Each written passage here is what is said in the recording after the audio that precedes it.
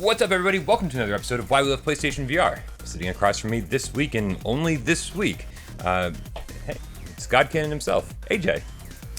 And of course, sitting across from me is, does this have AIM support? It's Bryan Paul. And every week on Why We Love PlayStation VR, we dip into the PSVR archive. We pull out a game at random, we blow the dust off of it, or the dust to blow off, depending on what your speed is, and we check into it, see if it's been getting any love by developers, any updates, any DLC, and then we let you know after a wicked long conversation whether it's worth your time. That being said, AJ, what game did we decide to play this week? We are going to be talking about Blood and Truth. Blood and Truth by Sony's London studio, released back May 28, 2019. Geez, not that long ago, for $39.99. AJ, what kind of game is Blood and Truth? Blood and Truth is an action adventure that is in first person and kind of like a mix between every action movie you've seen and Time Crisis. And just to kind of simplify the entire origin story here, if you go back and you play PlayStation VR Worlds, you can certainly find the origins of Blood and Truth in Sony London's kind of VR experiment called the London Heist. There's plenty of differences and similarities between the two of those things, but I'm sure we're going to get to that eventually. Let's start with the story, man, because I think this is one of those games that's very, very story driven. Right. You play as this dude, he's an elite soldier. They keep saying that. Elite soldier, Ryan Marks. Right. It's like, right out of a movie trailer. He certainly has a reputation, and, he seems to be very desired amongst the military and stuff. And women worldwide. Yes, of course. Okay. I mean, what James Bond isn't, but... Exactly.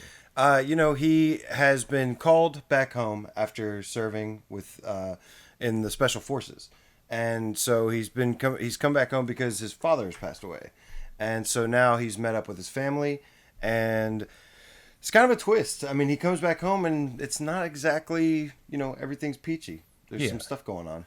Things aren't peachy, and I will say that I feel like this game's biggest strength and its biggest weakness is the storytelling.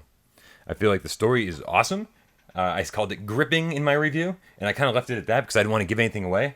But at the same time, the way it's delivered, I feel like is maybe a little intrusive to the game.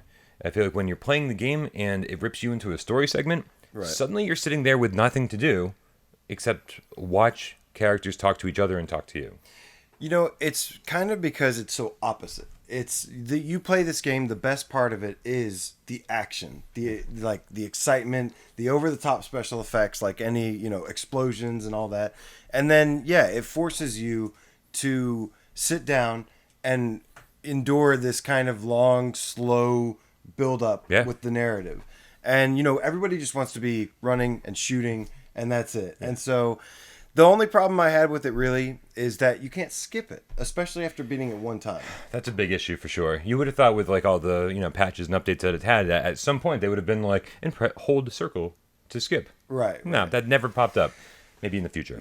Part of that though is because you can tell they put a lot of work into it. I mean, it's not just like there's cutscenes with bad like dialogue and stuff. They've got high quality actors. Mm-hmm. They've gotten this amazing face animations. Everything from their cheekbones to their lips, everything moves pin perfectly. Yeah, absolutely. And I think comparing it to the London Heist again, during those story segments in the London Heist, most of the time, if you're sitting at a table, there's like a wad of cash, there's a lighter, there's a cigar, there's like all these things to kind of pick up and keep the ADD of us interested during those segments. It's like the story's going on, but hey, like let me play on my cell phone in the meantime. Let me pick up and play. It's VR, man. We want immersion, and there's a point in this game where the people you're talking to are playing darts. And I was like, what a great opportunity to let me play darts against somebody while we're having a conversation.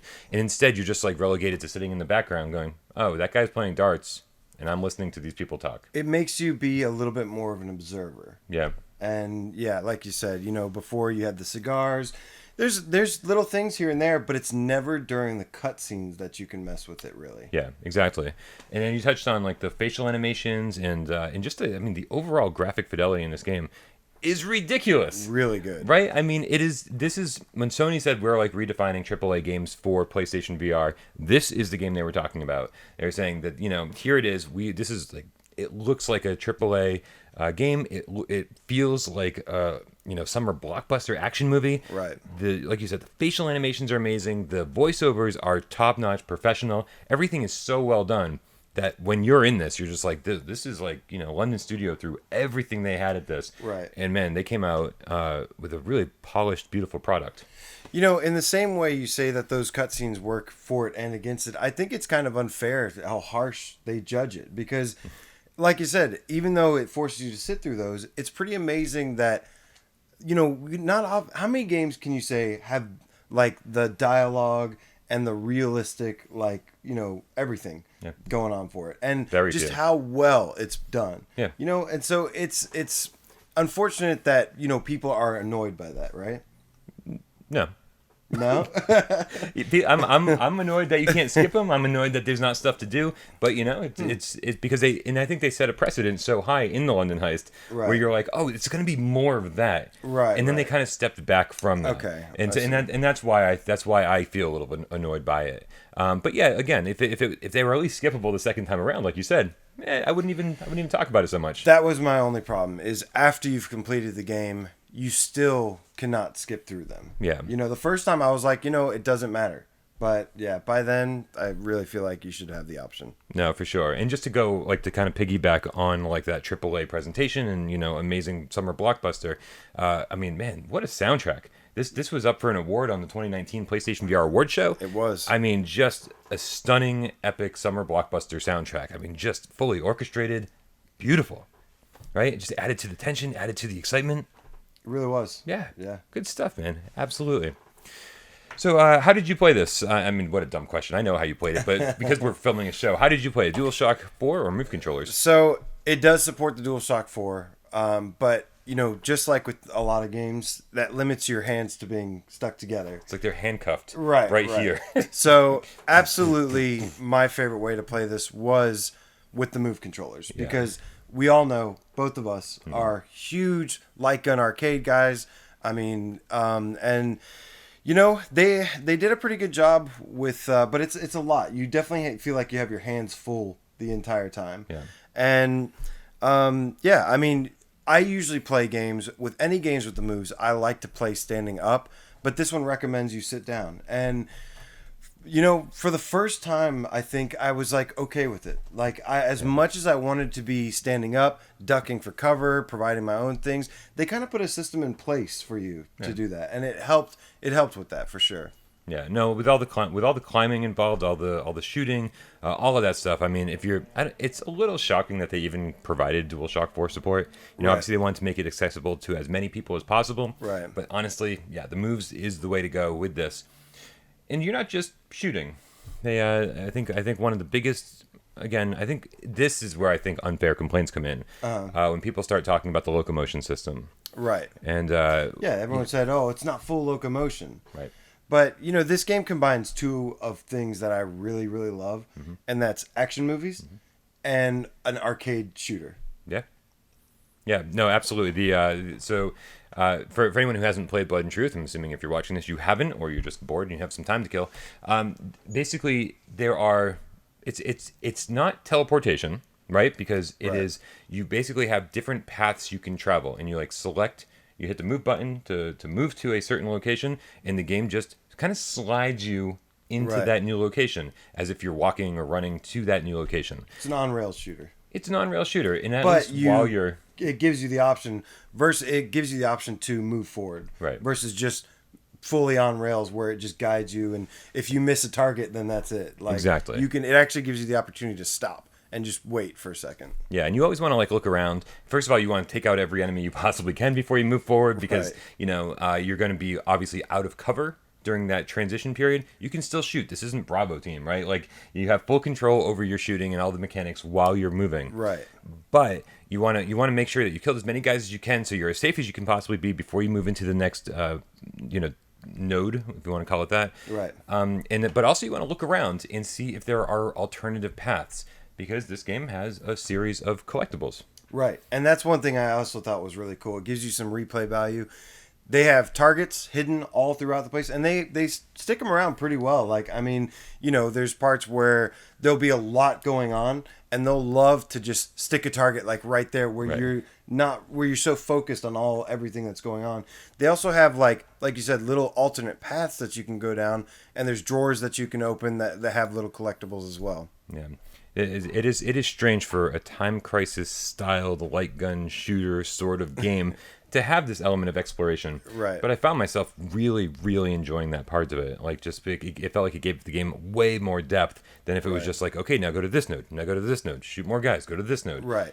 And on top of that, they added some other things. I mean, there's these huge action set pieces, and you're doing stuff like jumping through windows, climbing epic things, and Crawling through ventilation shafts. right. Yeah, that feels good. And not only that, but they have like the lockpicks mechanic, and where you'll come up to a locked door, and before you can get through there, he's got his whole little toolkit with just all the stuff to get through either different circuits or just pick different locks. Yeah, and there are certainly non-shooty parts of this game where they just want to say, hey, this is a VR game. Why don't you let's throw a ton of like just immersive, cool stuff to play with here. Right. There's a section where you go through an art museum, and there's just a ton of stuff to play with, and it gets like even a little bit trippy as you walk through with your brother, I think, right? I really had a lot of fun with that. Yeah, I mean, so you meet your brother when you come back home.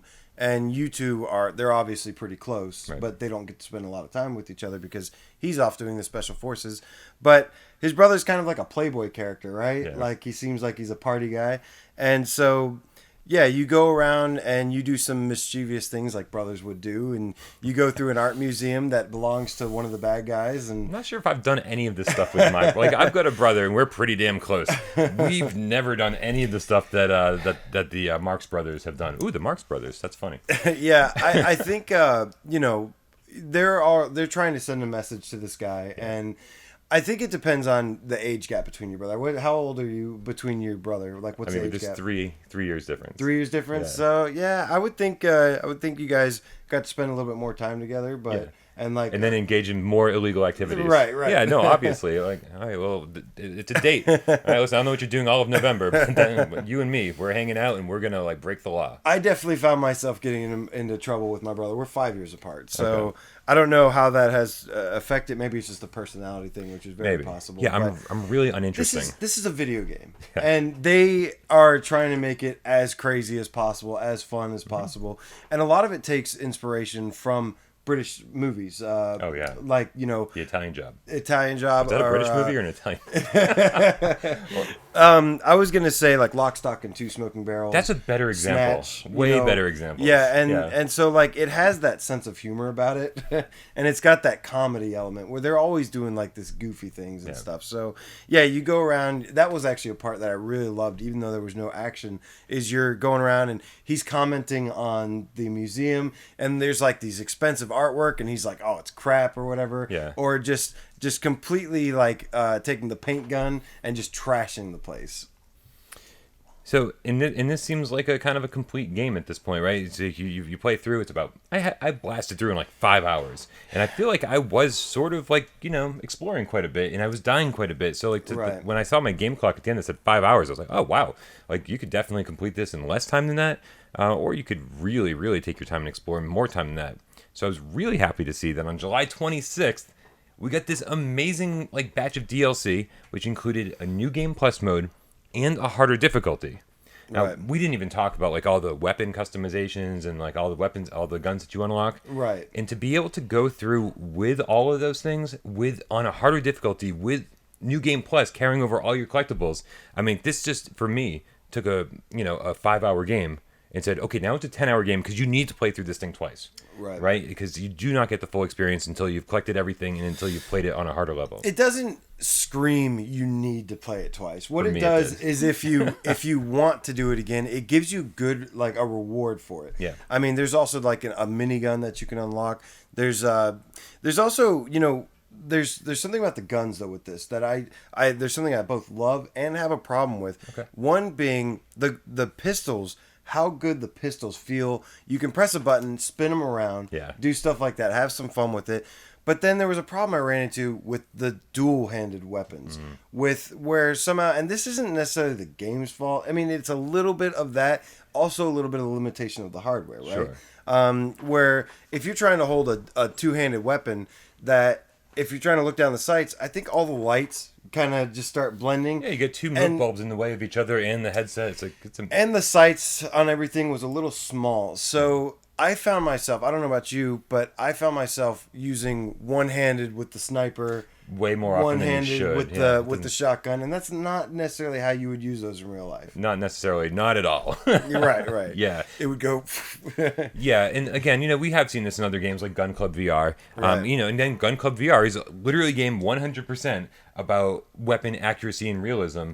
And shooting targets. So and they couldn't really nail it without some pretty severe camera placement adjustments. Right. So some games have tried to combat that by having you sit left or right, and so it kind of picks up everything better. But this one, I was like, I don't have time for this. I just went around sniping with one hand. Absolutely, and I think that's what there's nothing about this game that you should go, oh, I'm going to go and play Blood and Truth, and it's such a realistic experience.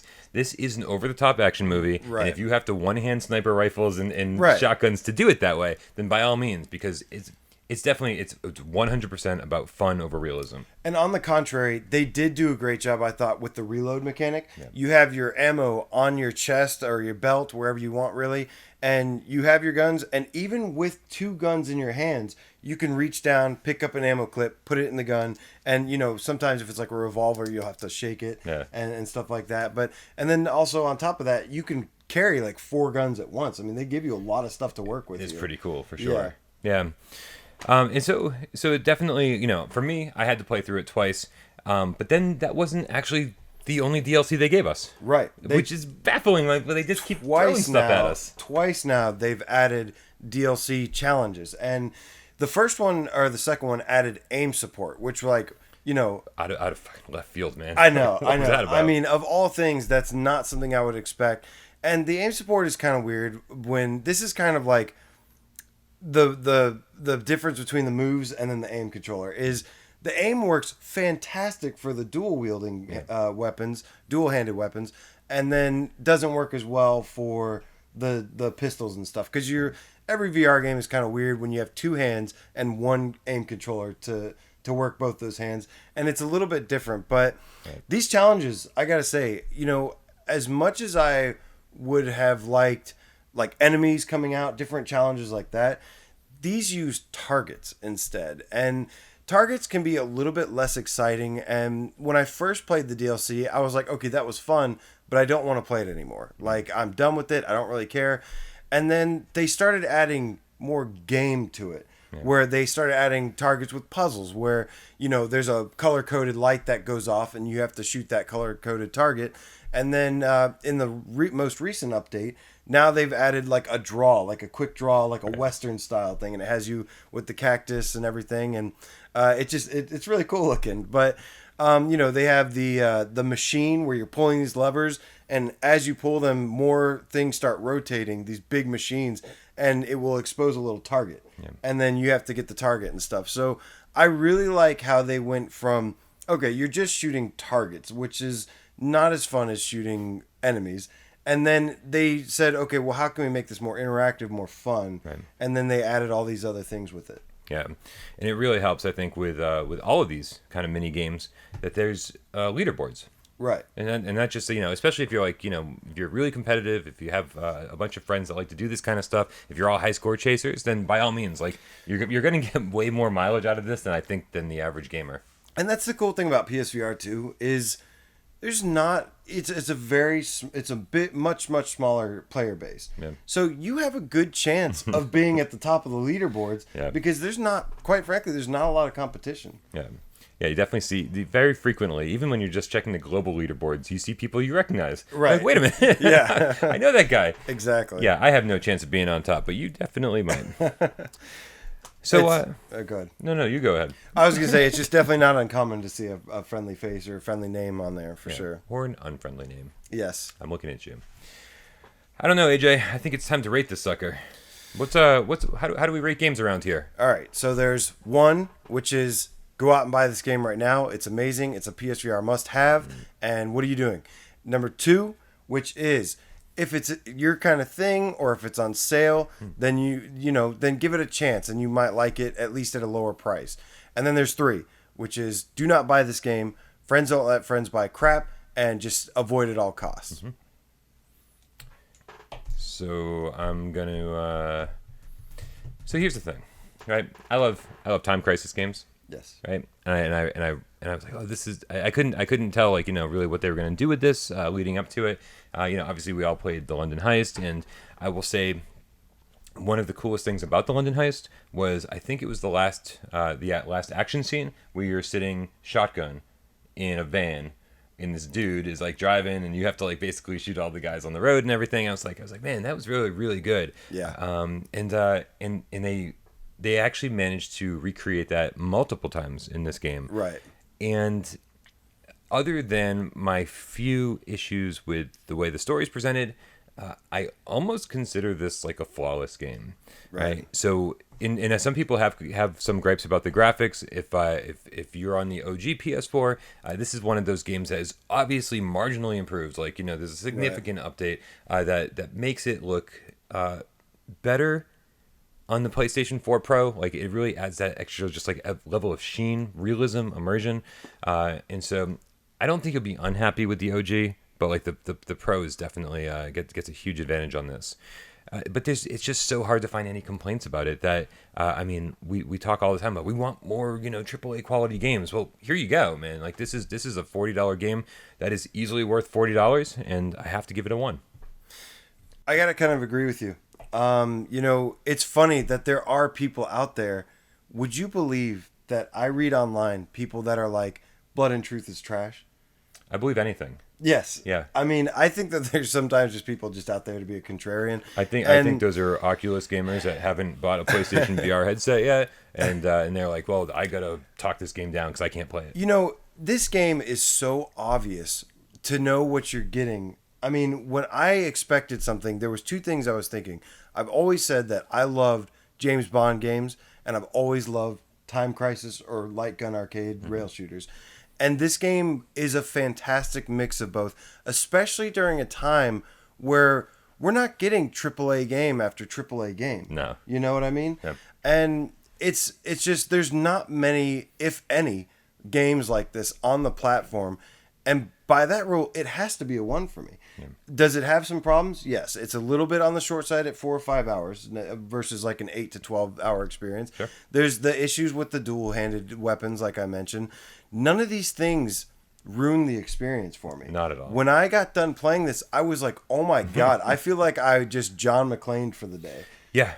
Yeah, it was amazing set piece after amazing set piece after amazing set piece, and every time you thought that like they really couldn't up themselves, they totally up themselves again and again and again. Right. And another reference is like Casino Royale. If you like the movie Casino Royale and you want to be James Bond in that movie, then this is kind of that experience where, like you said, it starts off really strong. Yeah. There are the little slowdowns in between, but if it's not, it's either like having you go through a casino or something really cool, or it's just making you full out like run through some exploding scenery, and you're having to pick off guys while doing that. Right, like jumping from rooftop to rooftop and instigating slow motion so you can like really like super hot the crap out of these guys.